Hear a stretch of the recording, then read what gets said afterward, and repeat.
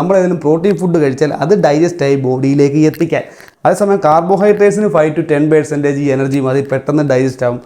Fat പെട്ടെന്ന് തന്നെ ബോഡിയിലേക്ക് absorb ആവും. സോ ഒരു 2000 കാലറി ഡയറ്റ് നിങ്ങൾ നോക്കുകയാണെങ്കിൽ അതിൻ്റെ 30% നിങ്ങൾ പ്രോട്ടീനാണ് ഇൻക്ലൂഡ് ചെയ്യുന്നതെന്നിരിക്കട്ടെ. അതായത് 150 ഗ്രാം പ്രോട്ടീനാണ് നിങ്ങൾ ഡെയിലി കഴിക്കുന്നത്. സോ അത് അപ്രോക്സിമേറ്റ്ലി 600 കാലറീസ് വരുമെന്നിരിക്കട്ടെ.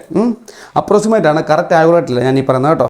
സോ നിങ്ങൾ പ്രോട്ടീൻ ഫുഡ് കഴിക്കുമ്പോൾ നിങ്ങൾ 2000 കാലറിക്കകത്ത് 600 കാലറി നിങ്ങൾ പ്രോട്ടീൻ ആണെങ്കിൽ നിങ്ങൾക്ക് ഡൈജസ്റ്റ് ചെയ്യാൻ വേണ്ടിയിട്ട് എടുക്കുന്ന കാലറി എന്ന് പറയുന്നത് 150 to 200 കാലറി ആയിരിക്കും അപ്രോക്സിമേറ്റ്. അപ്പോൾ ബലത്തിൽ നിങ്ങൾ ഏകദേശം 1800 കാലറി കഴിക്കുന്ന ഫീലേ കിട്ടത്തുള്ളൂ. ബിക്കോസ് ഈ പ്രോട്ടീൻ കൂടുതൽ കഴിക്കുന്നതുകൊണ്ട് തന്നെ 200 കാലറിയോളം നിങ്ങൾക്ക് നിങ്ങളുടെ ഡൈജസ്റ്റീവ് സിസ്റ്റത്തിന് ബോഡിയിലേക്ക് എത്തിക്കാൻ വേണ്ടി നിങ്ങൾക്ക് വേണ്ടി വരും. കാരണം നിങ്ങൾ പ്രോട്ടീനാണ് കൂടുതൽ കഴിക്കുന്നത്. സോ